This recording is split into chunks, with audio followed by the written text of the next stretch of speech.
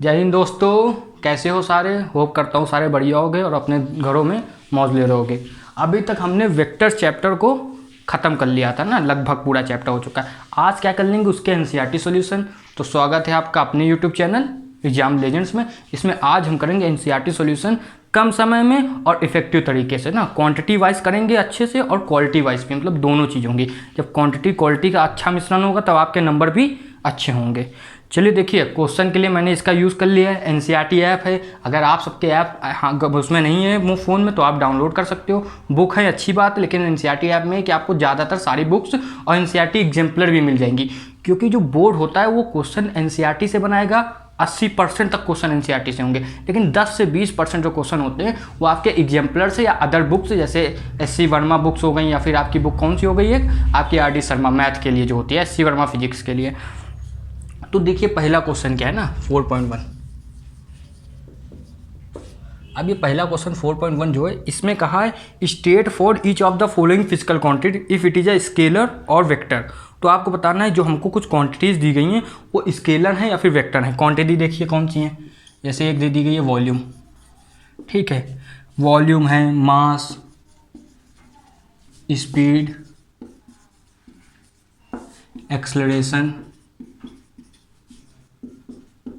Acceleration और कौन सी quantity आपकी डेंसिटी है, नंबर ऑफ मोल्स हैं, है ना। सब जैसे कुछ कुछ नया आ रहा है तो आप ये आगे चैप्टर में 11th और 12th में ही पढ़ेंगे। मतलब ये रहता है आपका 11th से 12th तक फिजिक्स में सब कुछ पढ़ा दिया जाता है, कुछ भी ऐसा नहीं है जो छूटे, ठीक है। क्वांटम वगैरह भी जो होता है, क्वांटम मैकेनिक्स, उसका भी आपको थोड़ा थोड़ा तो बता ही दिया जाता है। फिर क्या आपकी एंगुलर फ्रिक्वेंसी है, फिर आपकी आ जाती है डिस्प्लेसमेंट, और लास्ट में एंगुलर वेलोसिटी।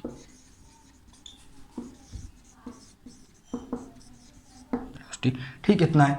अब देखिए स्केलर में आपको देखना क्या हो सकता है। तो स्केलर क्या है, वॉल्यूम है। जो वॉल्यूम होता है उसकी कोई डायरेक्शन नहीं होती।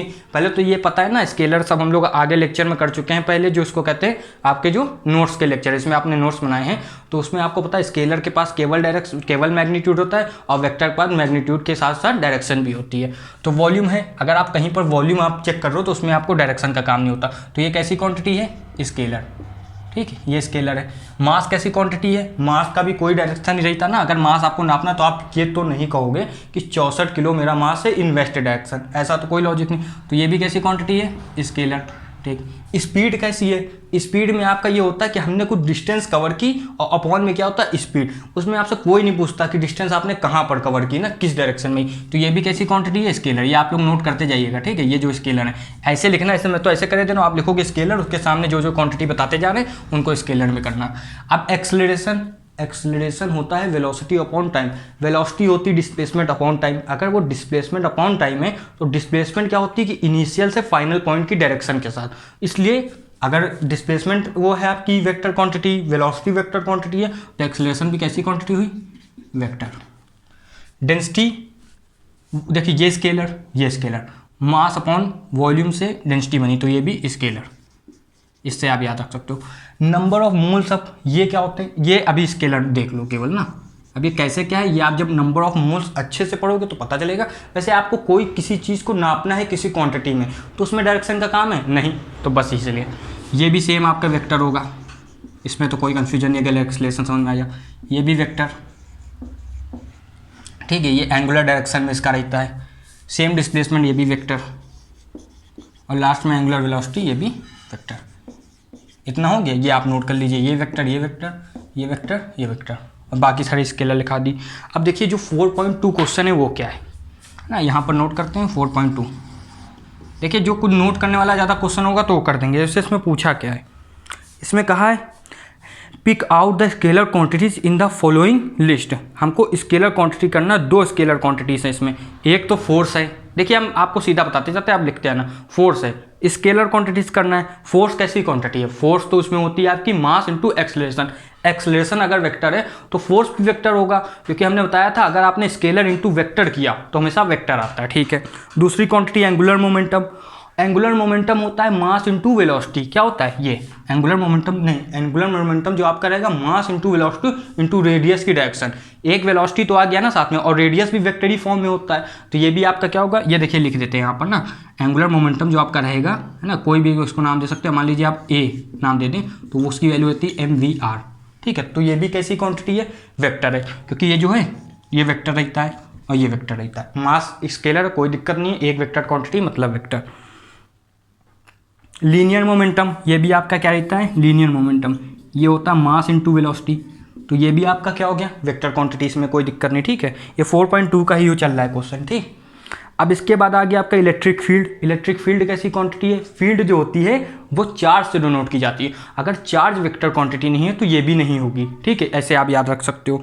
लेकिन हाँ, अगर चार्ज वेक्टर क्वांटिटी नहीं है तो ये नहीं होगी, लेकिन चार्ज जो है उसकी डायरेक्शन हम लोग डिनोट करते हैं कहीं ना कहीं, तो उस हिसाब से इलेक्ट्रिक फील्ड भी वेक्टर क्वांटिटी हो जाएगी। और अगर अच्छे से इलेक्ट्रिक फील्ड समझना है आपको, तो आप ये किस में पढ़ोगे, आप चैप्टर है इलेक्ट्रिक चार्ज है ना, एंड इलेक्ट्रिक वो charges and electric field, electric potential 12th class का।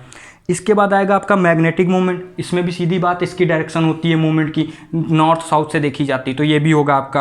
रिलेटिव वेलोसिटी, इसकी भी डायरेक्शन होगी, वेलोसिटी है तो डायरेक्शन होगी। इतना हो गया, आप इतना नोट कर लीजिए।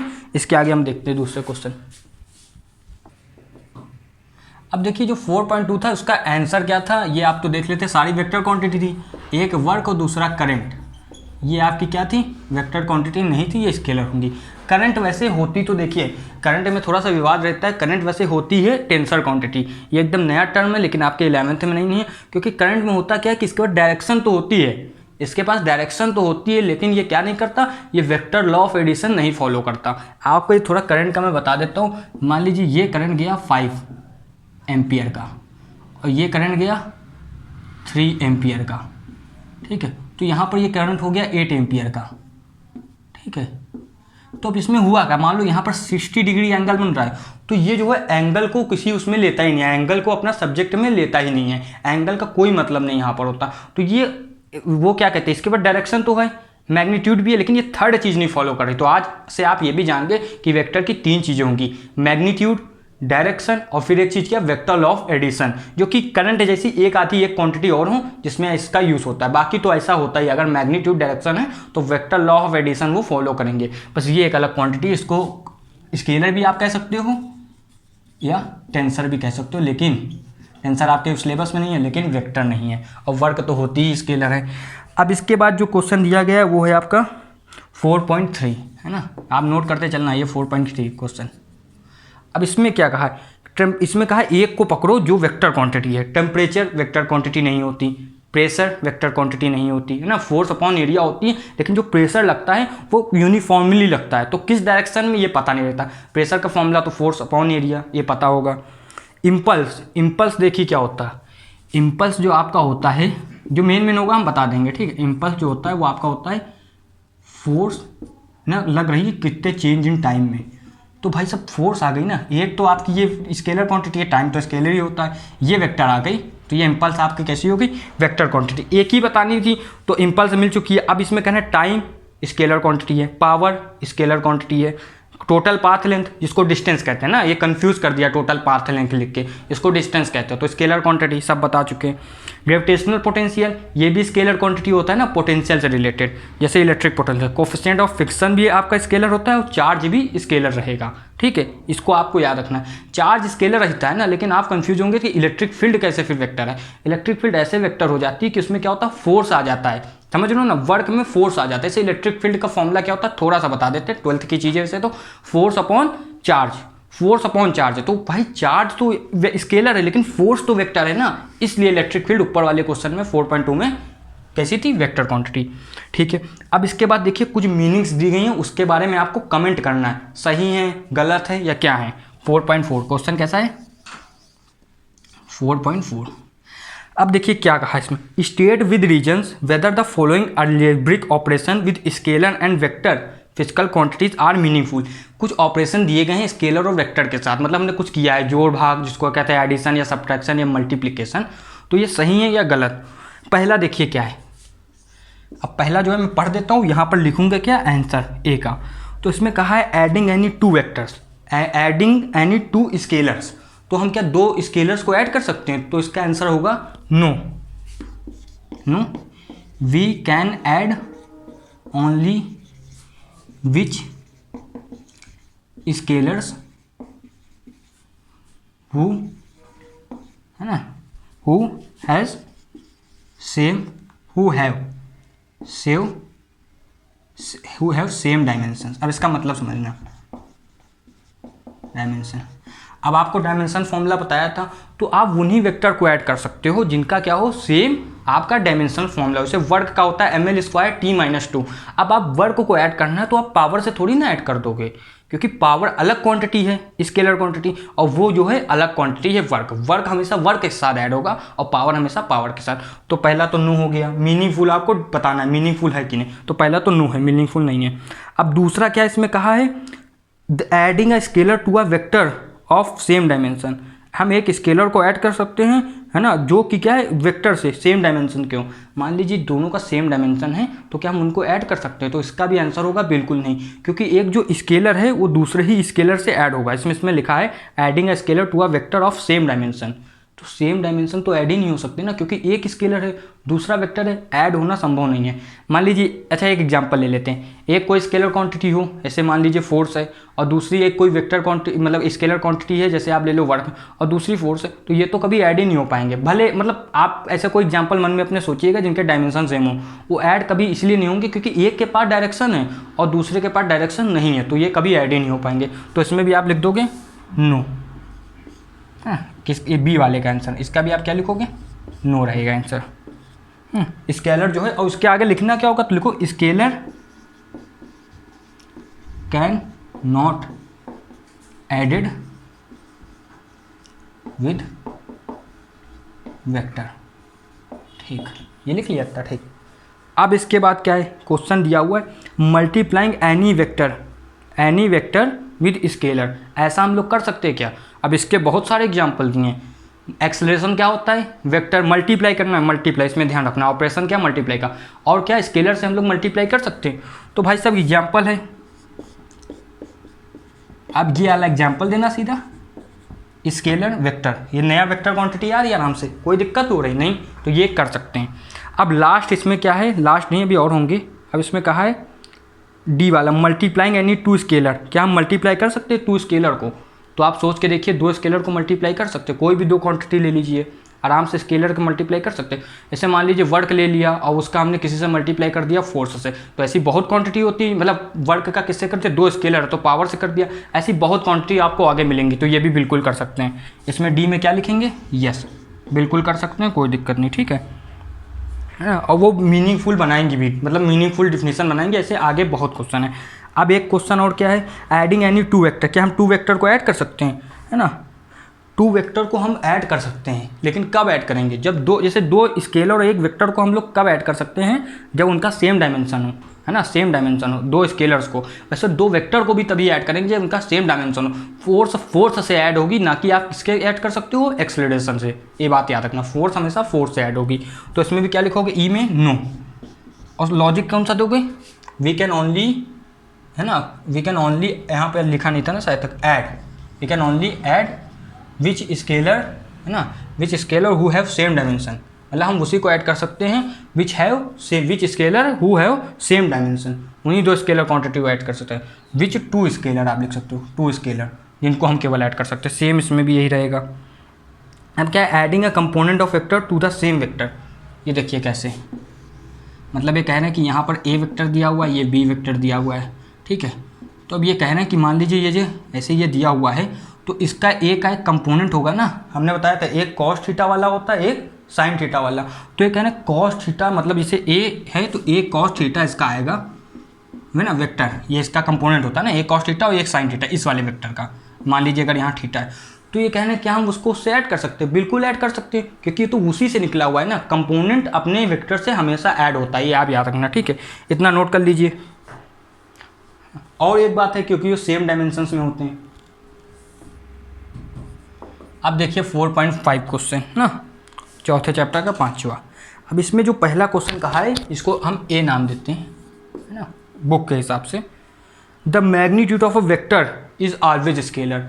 ये कहने मान लीजिए कोई वेक्टर दिया हुआ है v, तो इसका मैग्नीट्यूड है वो हमेशा क्या होगा, एक स्केलर क्वांटिटी होगी। अब ये तो बिल्कुल बात सही होगा ही, लेकिन समझने के लिए एग्जांपल, अगर मान लीजिए दी गई है हमको वेलोसिटी। अब वेलोसिटी होती किसके साथ, डायरेक्शन के साथ। अगर हमने इसको मोड लगाया इसके ऊपर तो क्या होता है, ये केवल बनती है स्पीड, बन सकती है स्पीड। कब, जब आपकी जो कहते हैं डिस्प्लेसमेंट जो होगी वो सेम होगी डिस्टेंस के लिए, तब आपकी यही वेलोसिटी क्या स्पीड बन सकती है। एक एग्जांपल है ना, ये आपकी स्पीड बन जाएगी ये हटा के, ये ऐसा एक एग्जांपल है। फिर दूसरी बात क्या है, each component of a vector is always a scalar. जो हर कंपोनेंट होता है इज ऑलवेज वेक्टर, ये हो सकता है कि नहीं। तो आप ये देखिए, ये मान लीजिए इसे एक दिया हुआ है वेक्टर, ठीक है, ये एक वेक्टर ऐसे दिया हुआ है, ये ए और ये क्या है बी।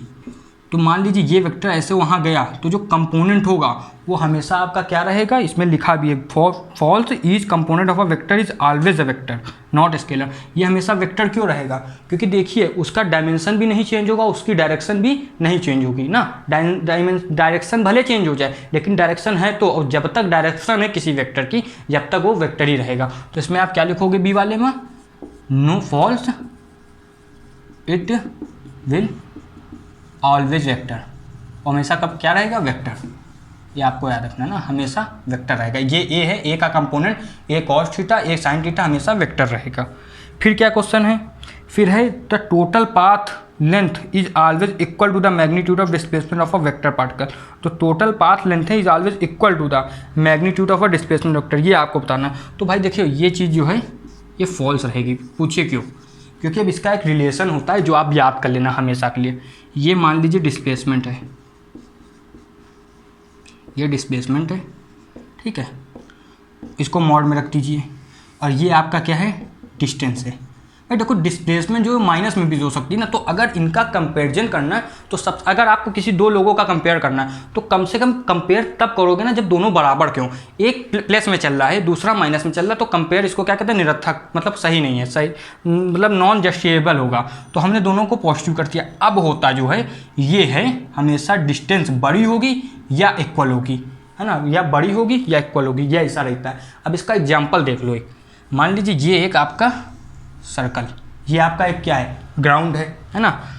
आपके पास तीन तरीके हैं इस ग्राउंड से वहाँ तक जाने में। तो एक आप जाओगे बिल्कुल डायमीटर के साथ स्ट्रेट, सर्कल है ना पार्क, एक आप ऐसे जा सकते हो, है ना, टहलते हुए, और एक आप क्या कर सकते हो, ऐसे जा सकते हो आर्क टाइप का बनाते हुए, ठीक है, जिसको आर्चर भी कहते हैं।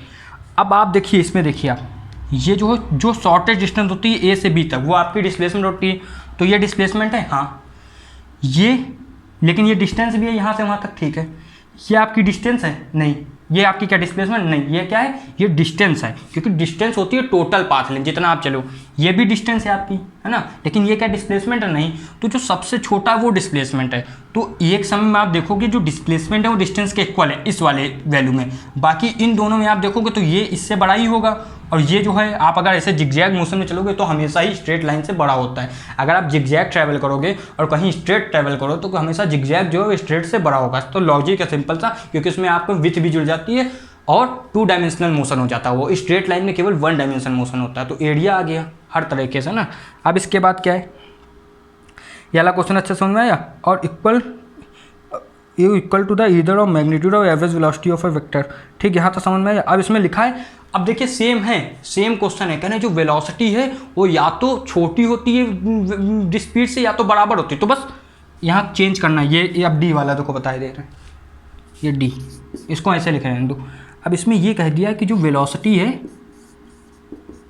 वेलोसिटी या तो वो छोटी होती है या इक्वल होती है किसके, स्पीड के, ठीक है, स्पीड के।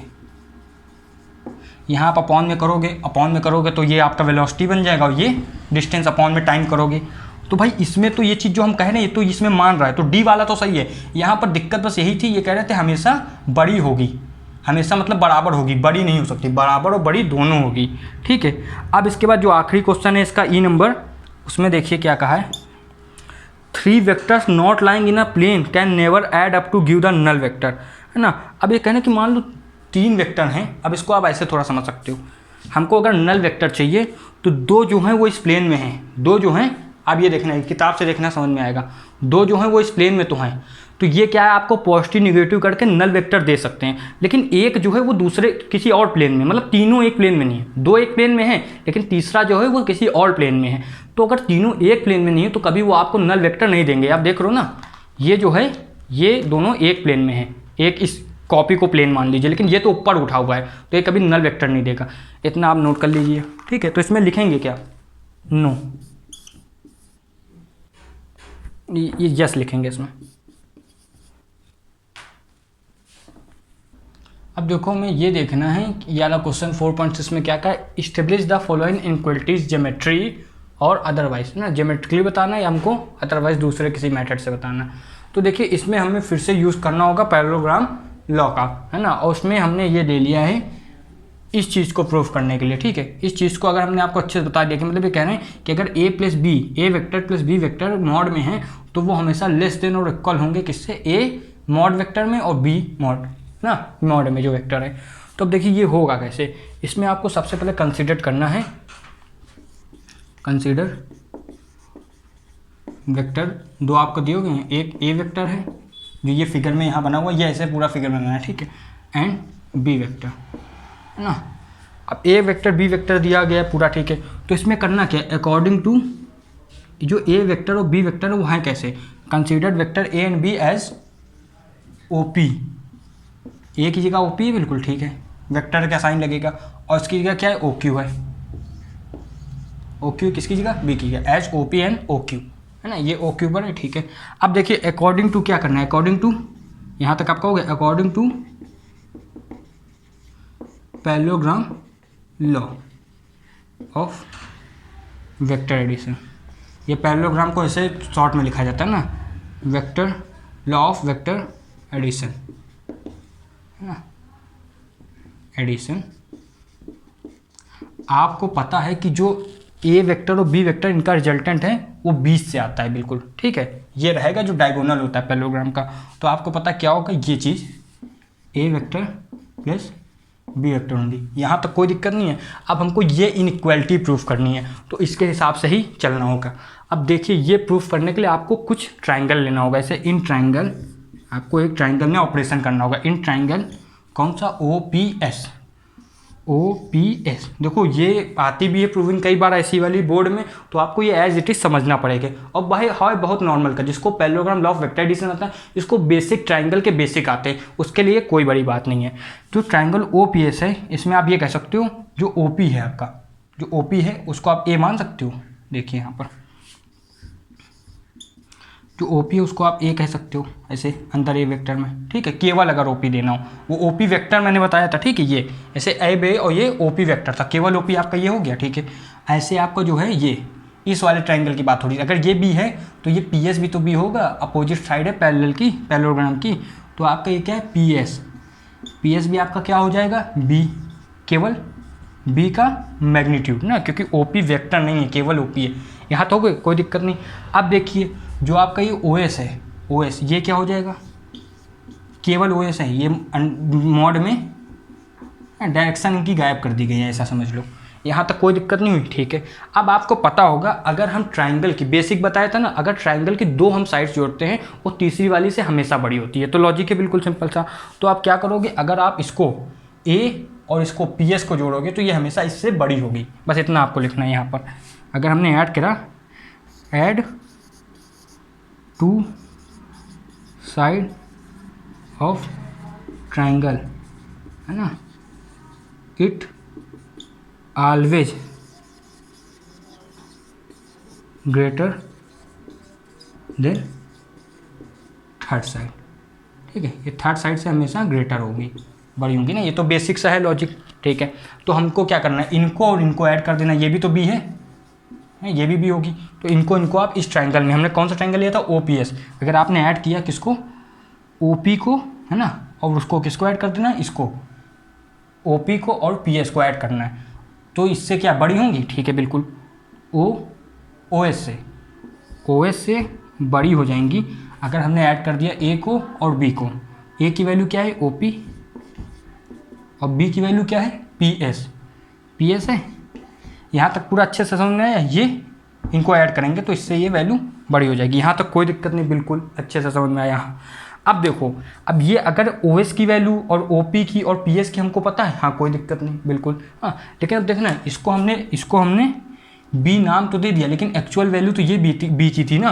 तो आपको कुछ नहीं करना, बस PS की जगह यहाँ पर आप ये इतना लिख लिया, ठीक है। अब ये PS की जगह आपको ये कर देना है कि आप इसको ये इस मेथड को लिखने के बाद दूसरा स्टेप ना, यहाँ तो जगह कम है थोड़ी सी, तो आप OQ लिख देंगे, ठीक है। और साइड में क्या लिखेंगे भाई साहब, PS इक्वल है OQ के, ठीक है। अब लिखोगे पैरेललोग्राम की अपोजिट साइड, इतना तो पता ही है, अपोजिट साइड है ना, रेफरेंस के लिए। यहाँ तक बिल्कुल कोई दिक्कत नहीं हुई। अब ये OQ लिख दिया। OS की वैल्यू क्या है, OS की वैल्यू, OS वेक्टर की नहीं, OS वेक्टर की वैल्यू तो ये है, लेकिन OS की केवल वैल्यू ये है। तो आप यहाँ लिखोगे, ठीक है। ये लेस देने किससे, OP की वैल्यू, कहाँ गई ये A वेक्टर और फिर प्लस लगा के PS की वैल्यू क्या है B, तो P वेक्टर। यहाँ तक समझ में आया। अब क्या ये प्रूफ हो गया, बिल्कुल नहीं, क्योंकि यहाँ पर ये भी कहा है कि जो ये है इक्वल का भी होना चाहिए। ये तो हमने केवल ग्रेटर देन का प्रूफ किया है। अब इक्वल का देखो कैसे प्रूफ होगा, ठीक है। इक्वल का देखो कैसे प्रूफ होगा, इतना नोट कर लो जल्दी से, फिर इक्वल वाला बताते हैं। अब देखिए इसके आगे हमने क्या ये लिख लिया था, A vector plus B vector greater हो गया A वेक्टर से, है ना, A वेक्टर से और आपके B वेक्टर से। अब यहाँ देखना, इसको हमने फर्स्ट इक्वेशन मान ली। अब जो दूसरा है वो कैसे होगा, मान लीजिए दो वेक्टर हैं, if two vectors A and B are in straight line, है ना, आर इन स्ट्रेट लाइन। अगर वो स्ट्रेट लाइन में है तो क्या होता है कि उनका ये जो ये रहता है A प्लस B की जो वैल्यू आती है, अगर वो स्ट्रेट लाइन में उनका पाथ बन रहा है, वो हमेशा इक्वल होगी उनके इंडिविजुअल से। मान लीजिए A का जो मॉड होगा और प्लस B का जो मॉड होगा, उनके क्या होगी, वो बराबर होगी, ठीक है। ये आपको इतना ध्यान रखना है। तो ये हमारी क्या हो जाएगी, सेकेंड इक्वेशन। तो आप लिखोगे combining by combining one and first and second, आपका क्या होगा, ये जो पहली वाली चीज़ है ये प्रूफ हो जाएगी, ठीक है। आप क्या प्रूफ कर दो, ए वाला पार्ट प्रूफ कर दोगे ना, ए वाला पार्ट, तो आपका A प्लस B है ना, ग्रेटर देन इक्वल टू आपका क्या हो गया, A वेक्टर एलॉन वाला मोड में प्लस B, ये आपका प्रूफ हो गया। इतना समझ में आया। अब देखिए इसके आगे जो कुछ पॉइंट है वो बता देते हैं, है ना। अब जैसे ये वाला क्वेश्चन है, ये आपको अच्छे से समझ में आ गया ना, इसको नोट कर लिया अच्छे से। अब इसके आगे से ये वाला पॉइंट है, ये इसमें देखिए कुछ नहीं करना है, बस आपको आपकी बार ट्रायंगल, ये माइनस में लगा हुआ है ना, तो आपको इसके लिए करना क्या है, एक ट्रायंगल मतलब ट्रायंगल एंगल कुछ नहीं लेना, बस आपको ये करना है। जैसे इसमें क्या किया था, ये फर्स्ट वाले में देख लेते हैं। ऐसे इसमें आपने ये किया था, जो OS था उसको ग्रेटर दिखाया था किससे, OP से, किससे, OP से और PS से, ये किया था, ठीक है। अब देखिए B वाले में क्या करना है, इसमें बस आपको ये करना है, जो हम OS है, OS को ग्रेट प्लस PS को, ठीक है, PS को OS प्लस PS को OP से बड़ा दिखाएंगे। अब देखिए इसमें करना क्या है, ये माइनस में होगा ना, तो आप क्या करोगे, अब इसको उधर पीछे माइनस में भेज दोगे और ये साइन इधर पर हो जाएगा, समझ रहे हो, ये PS को उधर भेज देंगे और जो साइन है ये फिर यहाँ पर माइनस का आएगा, ठीक है। बाकी सेम वही प्रोसेस चलना है, कुछ अंतर नहीं, ठीक है। अब C वाले में देख लो, C वाले में थोड़ा सा ट्रिक है, लेकिन वो भी समझ जाओगे। इसमें आपको कुछ नहीं करना है, इसमें मान लीजिए ये एक फिगर बना के दिखा देते हैं, ठीक है, C वाले के लिए है ये, इतना आप ये नोट कर लेना, ये C वाले के लिए फिगर है, इस तरफ कर देते हैं। C वाला क्या दिया हुआ, ये A माइनस B जो है वो ऐसे होगा, इसको आप अपने ध्यान में रखना, फिर आके देखना, ठीक है। तो इसमें आपको बस ये करना है, ये फिगर बनेगा, मान लीजिए ये एक वेक्टर बना हुआ, ये अपना A है, ये आपका क्या है B वेक्टर, ठीक है, ये B वेक्टर है, ये वेक्टर, कोई दिक्कत नहीं बिल्कुल। अब देखो क्या करना है, कुछ नहीं करना, बस आप यहाँ देखोगे ये माइनस में है, तो अगर ये जो होल वैल्यू ये माइनस में, तो इसको आप माइनस में ऐसे ला सकते हो कि आप ये B जो है इसको जस्ट अपोजिट में खींचोगे वेक्टर और इसका नाम रखोगे माइनस का B, ठीक, कोई दिक्कत नहीं। अब क्या करोगे, अगर इसको माइनस का B खींचा तो यहाँ तो आएगी नहीं वैल्यू आपकी यहाँ पर आएगी, है ना। तो आपको ये ऐसे कनेक्ट कर देना है, यहाँ पर ये वैल्यू आएगी ए वेक्टर माइनस बी। अब कैसे ए माइनस बी आई, ये ए है ये माइनस बी है, इसका मीन से जो निकला वो ऐसे निकलेगा, इतनी चीज़ आ गई। उसके बाद आपको सेम वैसे दिमाग लगा के वाला क्वेश्चन करना, सी वाला समझ में आ गया। अब ये जो लास्ट है ये देखना कैसे होगा, लास्ट ऐसे होगा आपका, इतना आप नोट कर। अब देखो जैसे ये डी वाला है, सी तो बता दिया, अब जैसे ये डी वाला है तो डी में देखो आपको कुछ नहीं करना, ट्रायंगल ये सेम ही रहेगा, इसको आप इसे नाम दे दोगे, एम यहाँ हो गया, ये ओ नाम हो गया, अब यहाँ पर क्या ये एन हो गया, ठीक है। सी वाला हो जाएगा, अगर ये देखोगे तो सी वाला और अच्छे से हो जाएगा, और डी में थोड़ा बहुत ही अंतर होगा, ज़्यादा नहीं कुछ। तो डी में क्या करना आपको, फिर एक ट्रायंगल लेना है ओ एम एन, ठीक है, ओ एम एन ट्रायंगल लेना है। कहाँ गया ये ओ एम एन, ये ट्रायंगल लेना, कोई दिक्कत नहीं। इसके बाद आपको कुछ नहीं करना, फिर से वो लगाना है वो ट्रायंगल वाला, ठीक है। तो आपको कौन सी साइड लेनी है इसके हिसाब से लेनी होगी, ए माइनस बी के हिसाब से, ठीक है। तो आपको ये करना होगा कि O N plus O M को ऐड करके एम एन आ जाए, ठीक। ये करना, दो साइड का जो सम है वो हमेशा बड़ा होगा ना तीसरी से, अगर दो साइड का सम किया ट्रायंगल के तो ठीक है, इतना तो होगा ही, ठीक है। अब इसके बाद क्या करना है, कुछ नहीं, आपको उसको ओ एन को सीधा ऐसे रख देना है, ठीक है। अब हम क्या करेंगे, एम एन को उधर भेज देंगे, ठीक है, एम एन अपनी जगह ओ एम को उधर भेज देंगे, तो M N minus O M हो जाएगा। इसको रख लेंगे मॉड में, ठीक है, इसको रख लेंगे मॉड में। लास्ट में आपको केवल वैल्यू रख देनी है, जैसे ए माइनस आपका क्या बी वेक्टर रख दिया, इतना, ठीक है। अब ये ग्रेटर होगा किससे, ए अंदर होगा ये बंद पूरा, ठीक है, ए वेक्टर माइनस क्या हुआ बी वेक्टर, यहाँ तक आया सेम, ठीक है। ये भी बंद रहेगा आपका, ये इतनी वैल्यू बन रही है, ये पूरे बन रहेगा ऐसे, ठीक है, इतना आया। इसने में कितने में कोई दिक्कत नहीं। फिर आपको वही सेम वाला लिखना है, when A and B are along the same straight line and point in the same direction, तो आपका क्या होगा, ये आपस में क्या हो जाएंगे, ये हो जाएगा ए माइनस बी इक्वल हो जाएगा ए वेक्टर, है ना, माइनस लगा के, माइनस था ना यहाँ पर डी वाले में, देखो माइनस है ना, बिल्कुल। अब क्वेश्चन भी साथ साथ में देखते रहना है कि कहीं गलती ना हो, वो आपसे एग्जाम में तो बिल्कुल भी ना हो, ठीक है। मतलब इतने आराम से क्वेश्चन करना, एक बार करो, ऐसा करो कि वो गलत ना हो, वो 5 नंबर मिले तो पूरे मिले, ऐसा नहीं है उस 5 नंबर के पीछे इसमें भी 2-3 ही मिले। एक क्वेश्चन करो तो बड़े शिद्दत से करो, इतना आ गया पूरा आपका, ठीक है। बस वही ये कंबाइनिंग आप करोगे दोनों क्वेश्चन को तो ये वाली आपको मिल जाएगी। अभी इतना पूरा नोट कर लिए, चले चलते हैं नेक्स्ट क्वेश्चन पे। अब देखते हैं क्वेश्चन नंबर 4.7, ठीक है।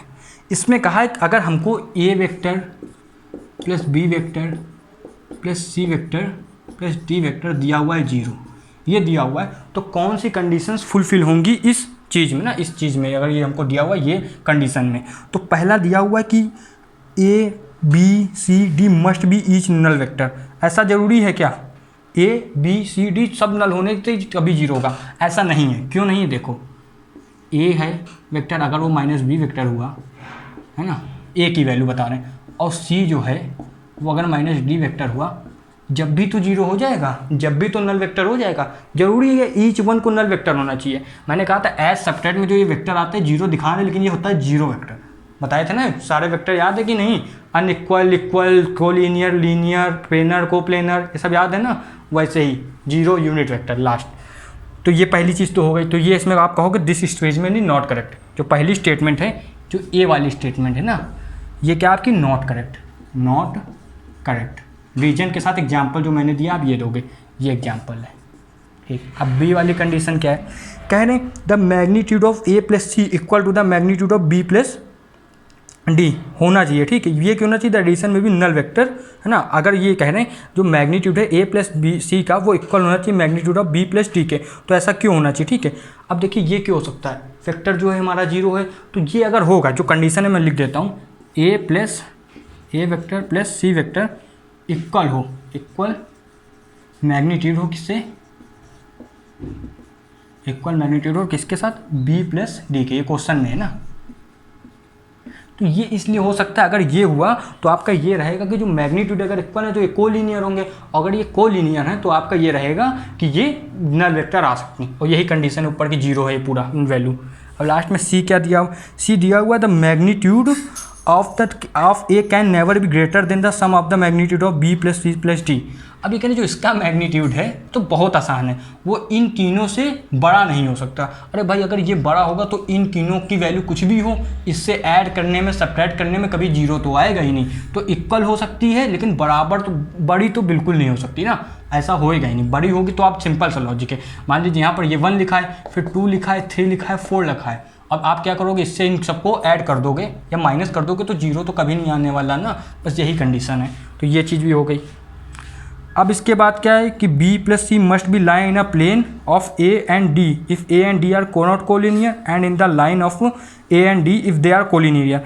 मतलब कह रहे जो आपका B + C है डू नॉट लाइक, तो ये भी स्टेटमेंट करेक्ट रहेगी, इसलिए करेक्ट रहेगी है ना, कि अगर ये है ये आपका जो कहा गया कि जो B + C है, B + C vector must lie in the plane किस प्लेन में, A और D के, A एंड D के प्लेन में, ठीक, ये कहा गया। तो ये आर नॉट कोलिनियर, अगर ये कोलिनियर नहीं होंगे तब जो है आपकी ये जो कंडीशन है ये फुलफिल हो सकती, इसलिए ये वाला भी स्टेटमेंट करेक्ट है, इतना नोट कर लीजिए। अब क्वेश्चन नंबर 4.8 देखिए, इस क्वेश्चन को थोड़ा अच्छे से समझना। इसमें कहा है 3 गर्ल्स स्केटिंग, पहले तो फिगर बना देते हैं, ये फिगर है ऐसे, ठीक, ये आपके उसमें दी हुई है Q, यहाँ पर ये क्या है कि ये P पॉइंट है, ये एक स्ट्रेट पॉइंट है, सर्कल मान लेना ना, ड्राइंग के ऊपर नहीं जाना। ये पाथ है, अभी थोड़ी देर पहले ऐसा फिगर बनाया था ना, एक पाथ ये है, एक पाथ ये है, ठीक, इसमें कोई दिक्कत नहीं। ये A है, ये B है, ये C है। अब क्वेश्चन देखो, 3 girls skating on a circular ice ground of radius 200 metre. जो रेडियस है आपकी, मान लो अगर ये यहाँ पर ऐसे रेडियस है, ये 200 मीटर है ना, सेंटर से 200 metre, start from P, point P से स्टार्ट करती हैं, जो ये पॉइंट है, ठीक है, पॉइंट P से स्टार्ट करते हैं। अब इसमें कहा गया on the edge of the ground, इस इधर से सीधा एज ऑफ ग्राउंड वहाँ तक जाते हैं, ठीक है, Q तक, है ना, डायमेट्रिकली अपोजिट टू P के जस्ट अपोजिट ना, ठीक है ना, in following different direction. A girl जो है वो ऐसे जाती है, B वाली स्ट्रेट जाती है और C वाली ये जिगजैग मोशन में जाती है ना, जिगजैग कह सकते हो इसे, या फिर डिफरेंट मोशन भी कह सकते हो। What is the magnitude of displacement of for each, for which girl is this equal to the actual length of path skate। मतलब ये कह रहे हैं डिस्प्लेसमेंट हमको बताओ। अब भाई ये गर्ल तो ऐसे गई है, ये लहरते हुई गई है, ये स्ट्रेट गई है, लेकिन डिस्प्लेसमेंट तो उनको P से Q तक ही जाना था, उन्होंने अलग अलग पाथ भले चुनाव लेकिन डिस्प्लेसमेंट सेम रहेगी। तो अब ये बताओ आप, जो वैल्यू दी हुई है रेडियस की कितनी दी हुई है, 200 मीटर, ठीक है।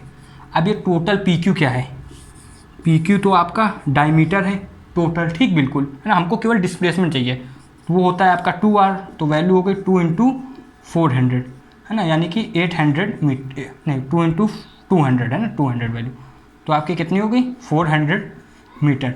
अब ये वैल्यू इतनी आ गई, अब इसको समझिए कैसे। अब भाई देखो, चाहे तुम किसी भी चीज़ में चलोगे, तुमसे डिस्प्लेसमेंट पूछेंगे तो तुम इनिशियल से आप फाइनल की केवल क्या बताओगे, डिस्टेंस बताओगे, जिसको ही डिस्प्लेसमेंट कहते हैं। तो ये चीज़ अच्छे समझ में आ गई, ठीक है। अब देखो दूसरा क्वेश्चन क्या है, ये भी अच्छा क्वेश्चन है, अच्छा मतलब समझने वाला भी है। अब ये यहाँ पर लिख लेते हैं, 4.9 है। इसमें देखो क्या कहा है, एक कोई साइकिलिस्ट है जो साइकिल चलाने वाला, ठीक है, स्टार्ट फ्रॉम सेंटर O, वो सेंटर O से स्टार्ट करता है, ये भी फिगर यहाँ बना लेते हैं, ठीक है, सेंटर O से, यहाँ से वो चालू करेगा, यहाँ तक जाएगा, ठीक है, कहाँ तक, यहाँ तक, ठीक है। Centre O of a circular park of radius 1, ये यहाँ पर 1 kilometre, radius of circular park की 1 kilometre. Reaches the edge P of the park, वो यहाँ तक पहुँच जाएगा, एज P तक, ये एज है पार्क की ना, इसको सरकमफेरेंस भी कहते हैं, यहाँ तक पहुँच गया। Then cycle along the, then cycles, मतलब वो साइकिल्स का मतलब है वो चलेगा, P से वो चलेगा सरकमफेरेंस तक, यहाँ तक चला वो, ठीक है, इधर तक, ठीक, कहाँ तक आया, Q पॉइंट तक, है ना, सरकमफेरेंस से वो कहाँ तक आया, Q पॉइंट तक है। And returns to the centre, वो कहाँ तक चला गया, सेंटर में चला गया, वापसी, ये वापसी यहाँ पर हो गई, ठीक है, उसकी सेंटर में, जिसको आप कहो तो OQ, ये O से P में गया, फिर यहाँ पर ये सरकमफेरेंस में चला, ये फिर वापसी आ गया, ठीक, यहाँ तक समझ में आया, कोई दिक्कत नहीं। इसके बाद if the round trip takes 10 minute, कितना टाइम लगा उसको इसमें, राउंड ट्रिप में 10 मिनट्स। अब एक बात और समझना, 10 मिनट्स लगे यहाँ पर, ठीक है। अब देखो 10 मिनट्स लिखें in round trip, round trip उसको कहते हैं जिसमें आप अपनी जगह में आ जाओ, समझ रहे हो ना। अभी कहोगे तो राउंड तो है नहीं, ये तो क्वाड्रेंट टाइप का है। राउंड ट्रिप उसको कहेंगे हमेशा अगर कहीं राउंड ट्रिप आए फिजिक्स में, मतलब आप समझना आप जहाँ से गए वहाँ वापस आ गए, ये राउंड ट्रिप का मतलब फिजिक्स में। ऐसे नॉर्मल के क्या होता है उससे मतलब नहीं। अब what is a net displacement, पहला क्वेश्चन है, ए क्वेश्चन है ना, पहला पूछा गया ए पॉइंट है, नेट डिस्प्लेसमेंट बताओ क्या है। नेट डिस्प्लेसमेंट क्या होगी, तो भाई साहब बताओ, तुम बताओ नेट डिस्प्लेसमेंट क्या होगी। ओ से पी तक गया, पी से क्यू तक गया, फिर वहीं आ गया, इसको कहते नहीं फिर चुहिया की चुहिया, जहाँ से स्टार्ट किया वहीं आ गया, अपने सेम पॉइंट में आ गया। तो डिस्प्लेसमेंट कितनी हुई, बड़ा वाला 0, ठीक है। अब डिस्प्लेसमेंट तो 0 हो गई क्योंकि जहाँ से चला बंदा वहीं पर आके रुक गया, ये हो गया। अब सेकंड क्या पूछा है, बी एवरेज वेलोसिटी बताओ, बी क्या है, एवरेज वेलोसिटी। अब ये भी कोई कहने की बात है, average velocity displacement upon time, displacement 0, time 10, value 0, है ना, इसमें तो बिल्कुल ख़त्म ये।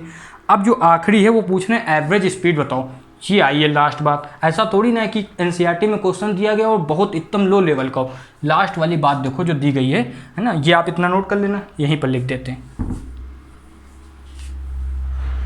ये इतना नोट कर लेना, यहीं पर कर देते हैं। देखो सी वाली बात जो है, कहा गया है हमको बताओ एवरेज स्पीड, एवरेज स्पीड क्या होता है, फॉर्मूला सबको याद होगा, total path upon total time, इसको कहते हैं टोटल पाथ कवर्ड और टोटल टाइम टेकन ना, अगर ज़्यादा एक्सटेंड करके लिखना है, वैसे इतने में भी चल जाता है। अब इसके बाद देखो क्या है, इसके बाद ये रहेगा कि आपको इसको एवरेज स्पीड निकालनी है। तो भाई साहब कैसे निकलेगी, टोटल पाथ कैसे, ये रेडियस, ये टोटल पाथ निकालना, ये रेडियस थी, इतना पहले चला बंदा, तो ये 1 हो गई, ठीक है ना। या फिर इसको ऐसे लिखोगे आप, ओ पहले वैल्यू लिख लो, ओ पी चला, ठीक, कोई दिक्कत नहीं।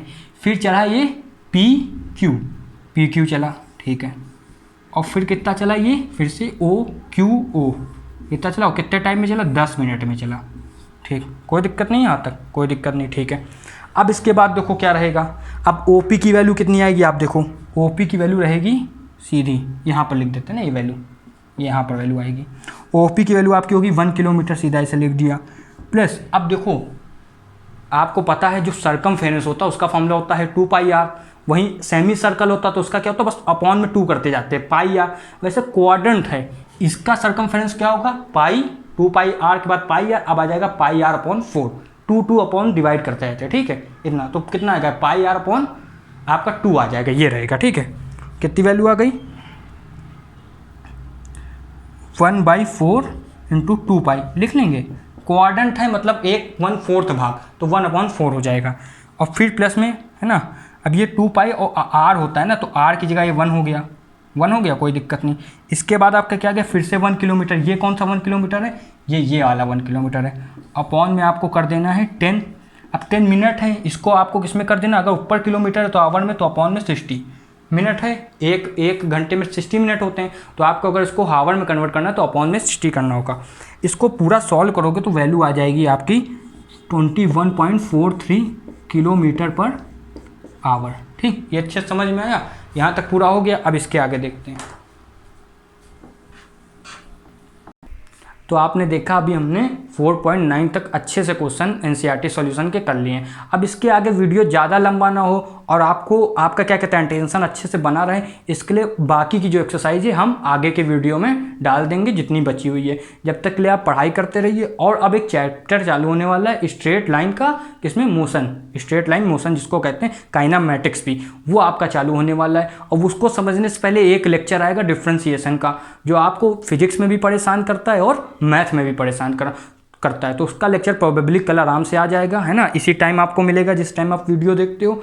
और आपको जब तक के लिए आपको पढ़ाई करते रहना, ये 9 सवाल अपने मन से लगाने और इसके आगे की कोशिश करना। ना आए तो आप कमेंट में हमें भेजना कि ये क्वेश्चन नहीं आया, हम उसका रिप्लाई आपको देंगे, ठीक है। और इसमें क्या नहीं समझ में आया, जो 4.9 तक कराया क्वेश्चन, इसमें आपको क्या समझ में आया, क्या नहीं समझ में आया, क्या अच्छा लगा, क्या बेकार लगा, आपको अपने रिव्यू देना, ठीक है। जब तक के पढ़ाई करते रहिए, लाइक शेयर सब्सक्राइब कर देना जिससे हमको मोटिवेशन मिले और अच्छे और मज़ेदार तरीके से आपके लिए वीडियो बनाने के लिए, है ना। जब तक के लिए पढ़ाई करें। जय हिंद।